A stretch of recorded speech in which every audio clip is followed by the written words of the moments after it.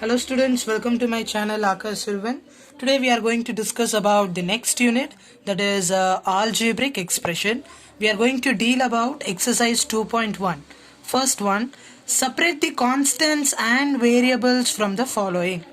So they have given the list of terms. We need to differentiate which comes under the category of constant and which comes under the category of variables. Now look at, let's start up with the first one. 12 plus z.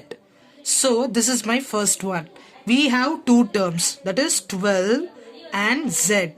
Remember, constants means it's just a number. That's it. Constants means it's just a number. Variable means alphabet. Variable means alphabet. Okay. So look here. First one is 12 plus z. We have both constant and variable.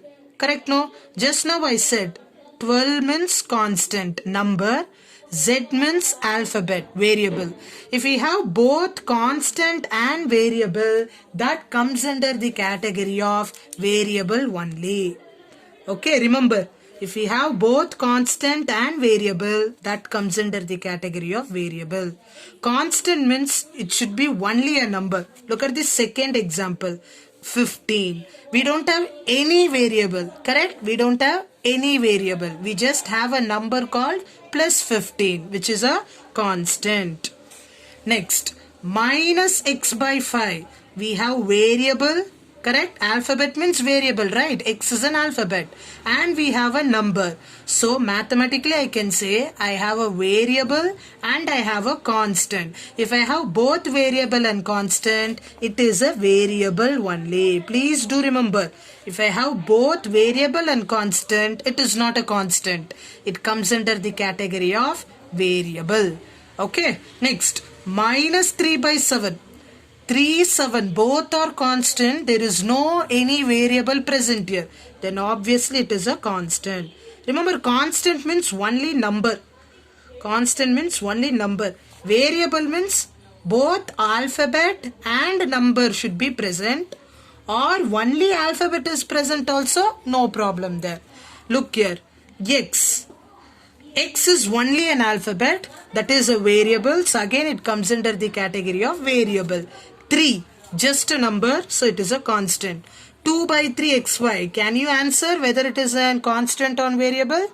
Yes, you are all correct. It is 2 by 3 xy comes under the category of variable because it has a alphabet.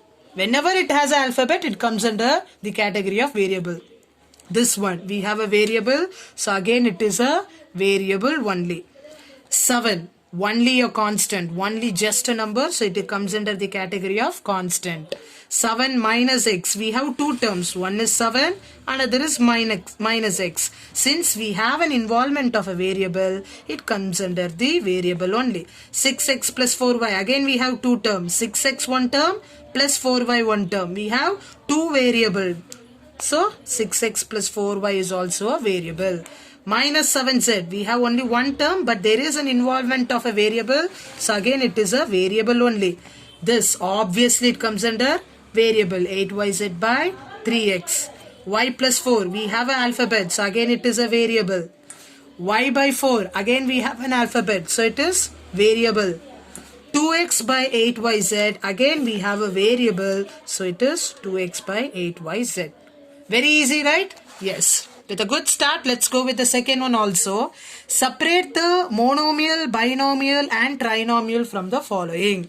Remember student, monomial means an algebraic expression having only one term.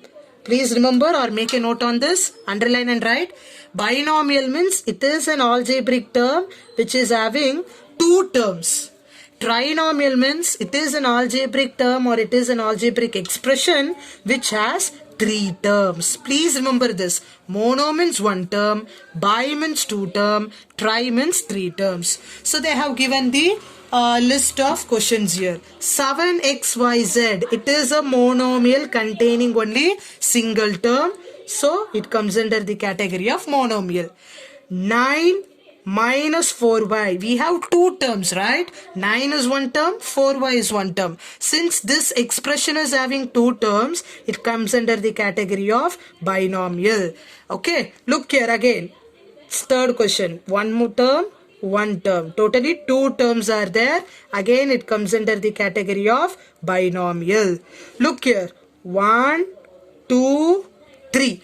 This expression is having three terms, so it comes under the category of trinomial. Yes, can you answer the students? 7x plus z square? Yes, you're absolutely correct. It is a binomial having two terms. So 7x plus z square also comes under this category. 8xy, it is a single term. So it is a monomial. 8 by 5 x square y square. Again it is a single term. So it comes under the category of monomial. Here 4 plus 5y minus 6z. We have three terms. So it comes under the category of trinomial.